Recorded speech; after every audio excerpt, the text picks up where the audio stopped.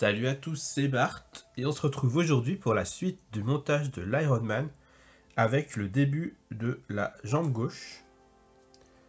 Du coup, dans le magazine, on retrouve dans l'histoire d'Iron Man un article sur le crossover Maximum Security qui voit en fait différentes races extraterrestres décider que les Terriens ont un peu trop pris le pouvoir dans la galaxie, on va dire, vu qu'ils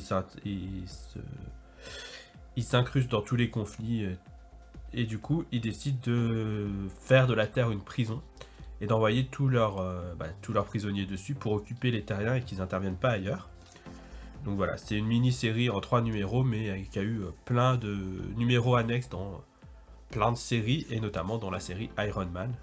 Donc voilà, une histoire très intéressante, et c'est à noter du coup, parce qu'on le voit à la fin du magazine, du coup, Maximum Security, c'est dans les années 2000. Donc on a passé les années 2000 dans l'histoire d'Iron Man, alors que on n'est même pas à la moitié de la collection. Donc je sais pas ce qu'ils vont raconter après. On a ensuite le montage. Ensuite, dans les comics, on a un article sur l'univers Ultimate.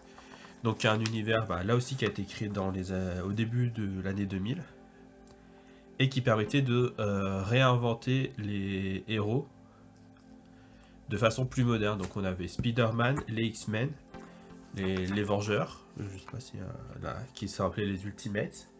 Et on avait à côté, c'était les 3 séries principales, on avait des côtés des mini-séries, dont une sur Iron Man.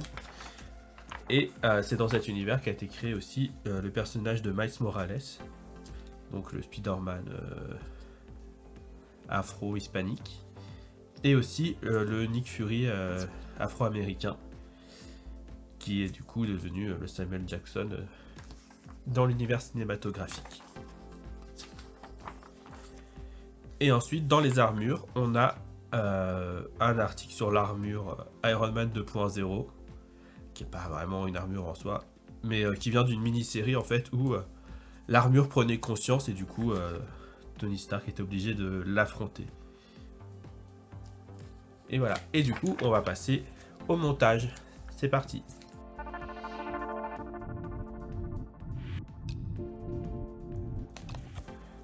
On se retrouve pour l'assemblage. Du coup, on va unboxer tout ça.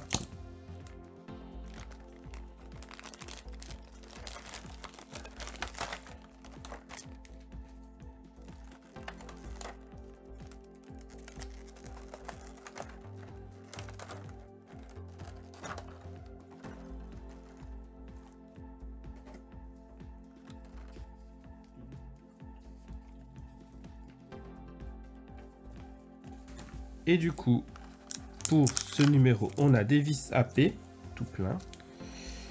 On a la base du blindage extérieur de la cuisse qui est en plastique, mais qui est une grosse pièce lourde quand même. On a la plaque extérieure de la cuisse qui est du plastique aussi, qui viendra se mettre dessus comme ça. Et on a la genouillère extérieure. Pour commencer, ils disent de prendre ces 2 pièces-là. On va venir les superposer comme ceci. Et on va venir visser avec 3 vis dans les trous les plus profonds, donc ici, ici et ici.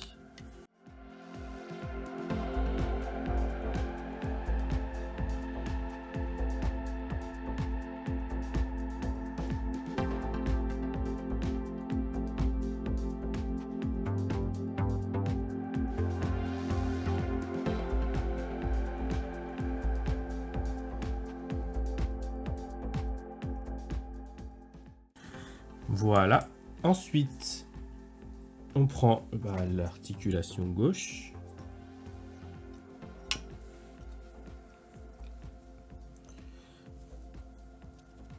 Ce qui est très bizarre, c'est que sur le dessin, elle correspond pas des masses.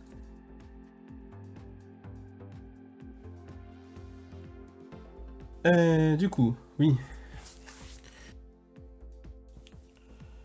On prend le genou et la genouillère et la cuisse, on les assemble. Et pareil, on vient y mettre 2 vis.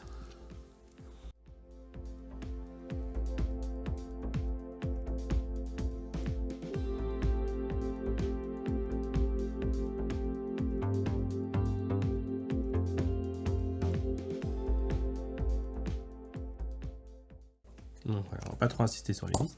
Et du coup, voilà l'état à la fin de ce numéro. Donc on a quand même un rendu pas trop mal, même si là c'est pas hyper joli cette pièce là.